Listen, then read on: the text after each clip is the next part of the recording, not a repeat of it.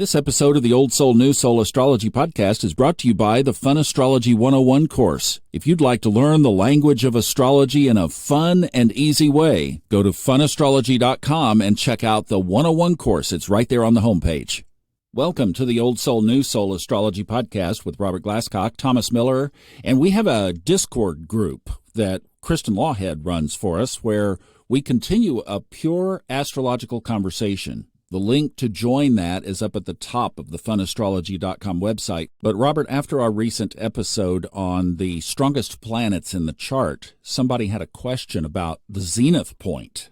Hi, Thomas and Robert. This is Kristen Lawhead, and we actually have a follow-up question from the Discord regarding your episode on highest elevation. We're wondering if maybe you're using the zenith point for highest elevation, which is 90 degrees from the ascendant, or if you're using the MC, and how you're weighting the two of those when it comes to looking at a powerful planet in the chart.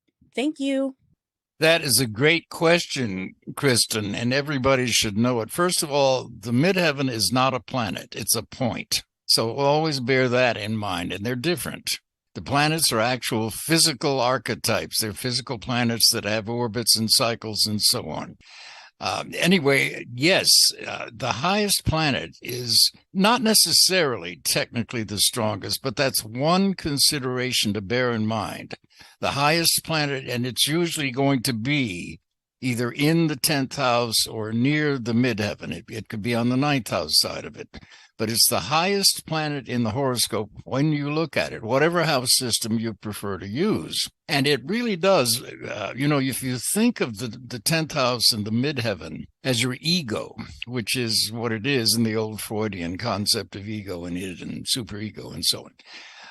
It's your public self, just like the fourth cusp opposite that is your private self. That's the fourth cusp is who you are, who you are to live with on a day-to-day basis. For example, the 10th house and the midheaven are your public self. That's what you present into the collective. And so a planet that's highly elevated in the horoscope does tend to be a dominant planet in your life. It certainly is in mine. And if you think about it in anybody, if you think about that highest planet in your chart, you're going to get a pretty good thumbnail sketch of what you want to present and what you do present to the public, your public self.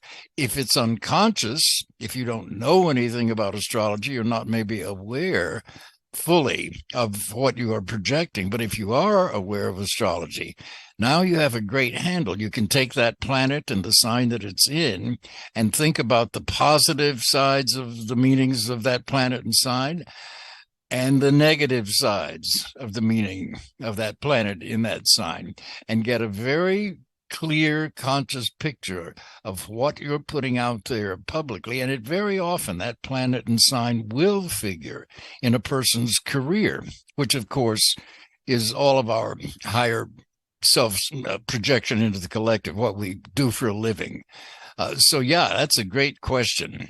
Okay, so I know they were asking then, what is the marker of the highest point in the sky, and what you're implying, because I know you use the equal house system exclusively, would be the cusp of the 10th house, which, yes, is a 90-degree aspect to the ascendant, not that floating midheaven.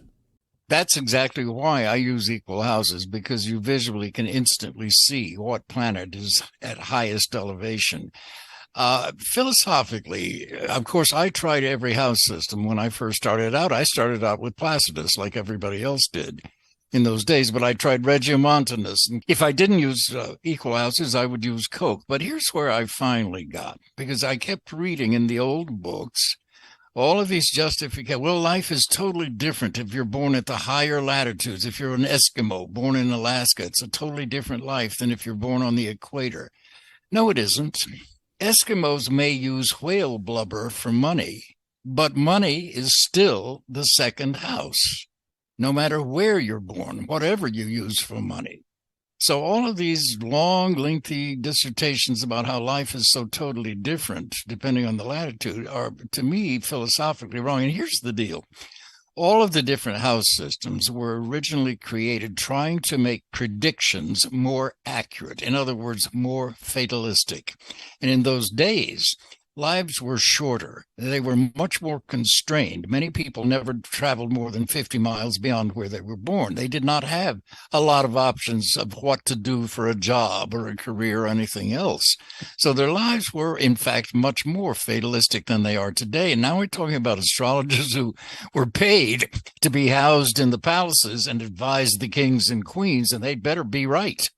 So all of these house systems were attempts to trisect the difference between the midheaven and the ascendant in various ways to yield more accurate, which is to say, more fatalistic predictions, really.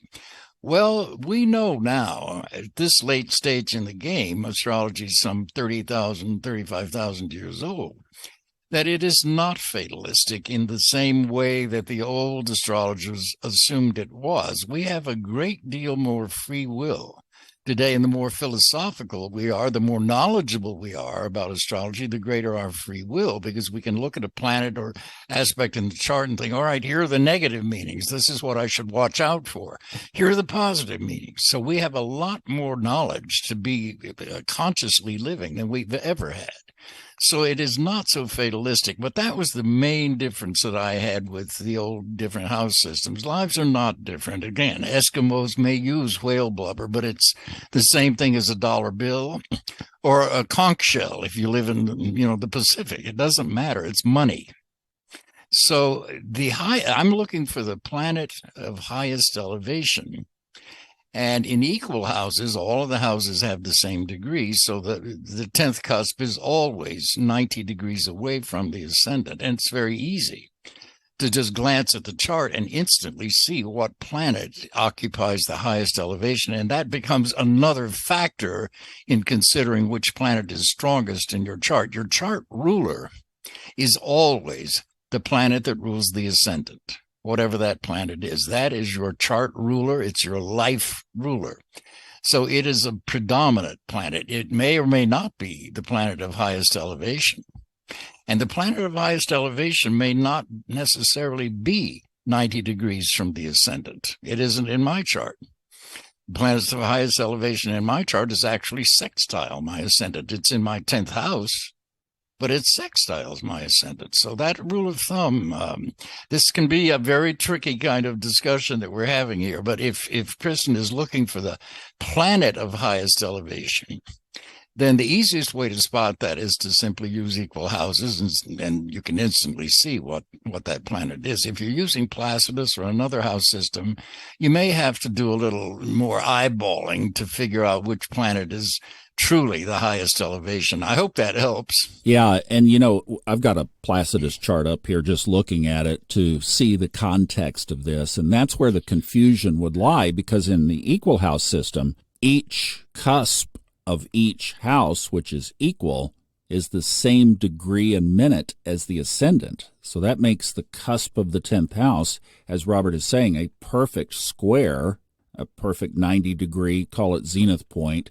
aspect or angle to the ascendant.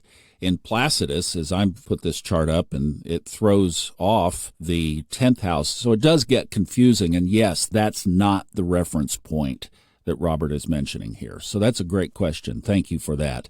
And we will catch you guys in the next episode. Check our notes for all of the information, including Robert's link if you'd like to get a reading. And we will see you next time on the Old Soul, New Soul Astrology Podcast with Robert Glasscock.